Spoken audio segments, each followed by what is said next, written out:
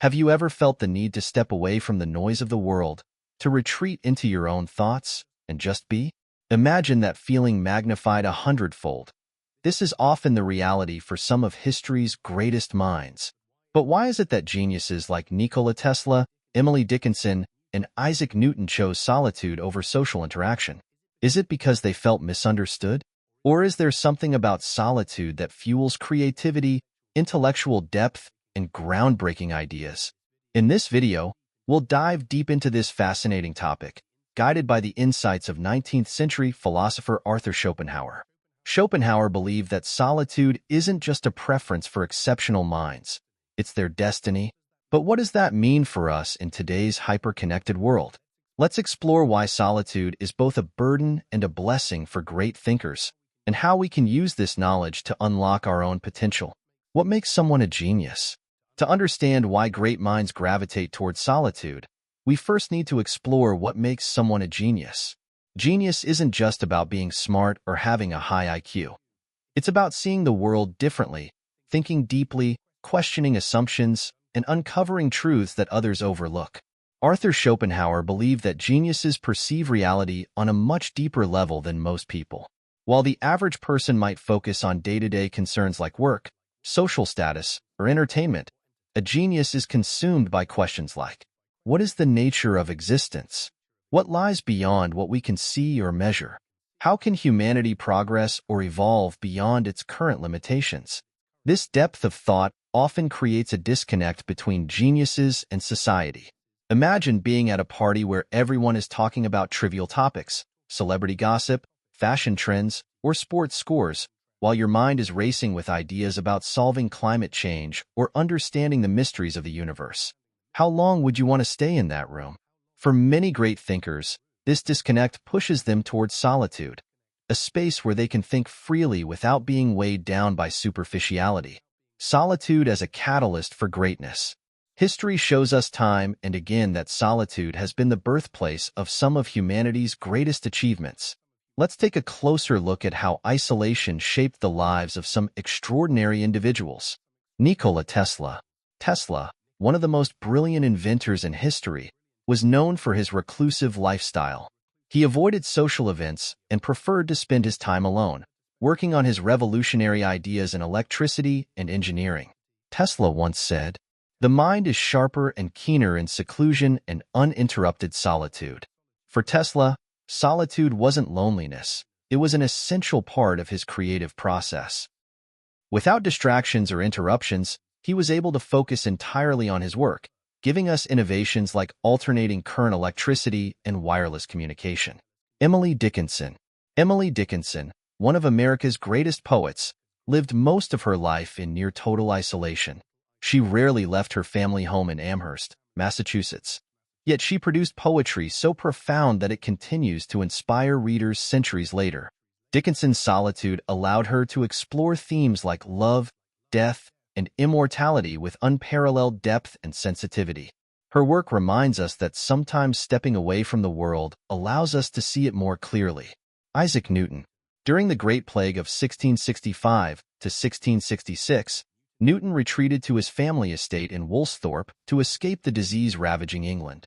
In just 2 years of isolation, he made some of his most significant discoveries: calculus, the laws of motion, and even gravity itself. This period, often called Newton's Annus Mirabilis, or Year of Wonders, proves how powerful solitude can be when paired with focus and curiosity. These examples show us that solitude isn't just about being alone. It's about creating an environment where creativity can thrive without interference.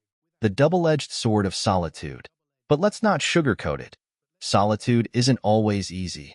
While it can be incredibly rewarding for great minds, it also comes with challenges like loneliness, alienation, and even depression. Schopenhauer himself struggled with feelings of despair despite his belief in the value of isolation. So why do geniuses endure these hardships? Because for them, solitude offers something society cannot: freedom.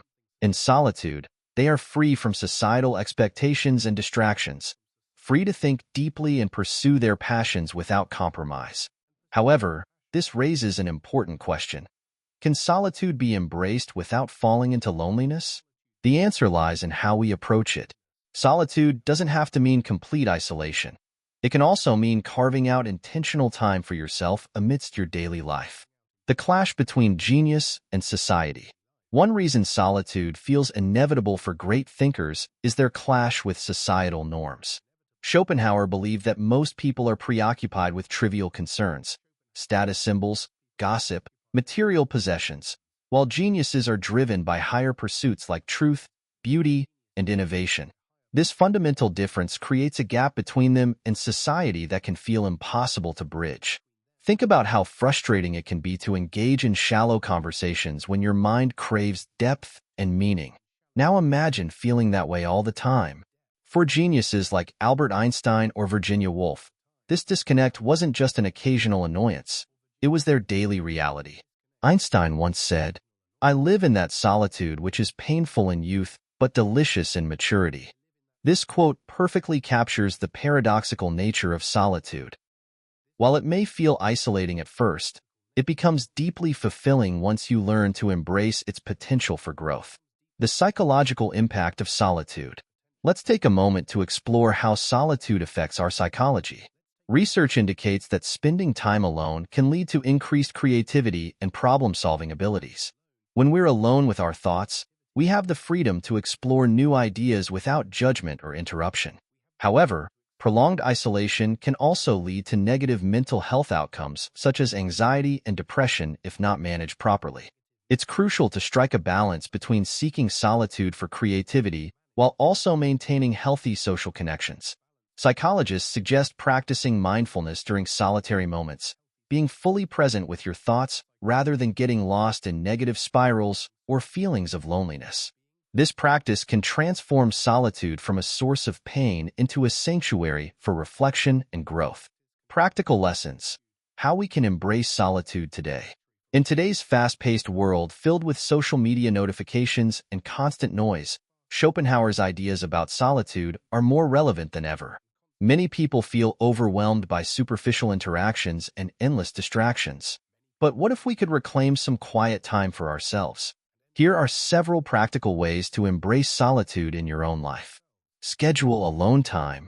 Set aside specific times each day or week where you can be completely alone.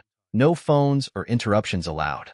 Use this time to reflect on your goals or simply let your mind wander. Consider activities like journaling or meditating during these periods to enhance self-discovery. Create quiet zones. Designate areas in your home where you can retreat for uninterrupted thought, perhaps a cozy reading nook or a peaceful corner in your garden. Make these spaces inviting by adding elements like soft lighting or soothing music. Choose quality over quantity. Not every relationship deserves your energy or attention. Focus on building meaningful connections with people who inspire you. Surrounding yourself with like-minded individuals enhances your sense of belonging while still allowing space for personal reflection. Reframe solitude as self-care. Instead of viewing alone time as loneliness or isolation, see it as an opportunity for self-discovery. Engage in hobbies you love during solitary moments. Whether painting, writing poetry, or even cooking, these activities can help channel your creativity. Practice mindfulness. When you find yourself alone, practice mindfulness techniques such as deep breathing exercises or meditation. Being present helps transform feelings of loneliness into moments filled with clarity and insight. Limit digital distractions. In our digital age filled with notifications vying for our attention constantly, set boundaries around screen time. Designate specific times during which you disconnect from technology entirely. Use this opportunity instead to engage deeply within yourself. Explore nature alone. Nature has an incredible ability to inspire introspection. Consider taking walks alone through parks or hiking trails. Allow yourself time outdoors without distractions. Immerse yourself fully in the sounds around you, the rustling leaves or chirping birds, and let nature guide your thoughts. Embracing solitude as a path to greatness. As we've seen through Schopenhauer's philosophy and the experiences of history's greatest thinkers, solitude isn't something to fear. It's something to embrace. Whether you're an artist seeking inspiration or simply someone looking for clarity amidst life's chaos, taking time for yourself can unlock incredible potential. Schopenhauer once said, A man can be himself only so long as he is alone. In solitude lies the power to discover who we truly are, and perhaps even change the world through our unique contributions. If you found this exploration insightful or inspiring, don't forget to hit that like button. Subscribe for more thought-provoking content. And now I turn it over to you. How do you feel about solitude?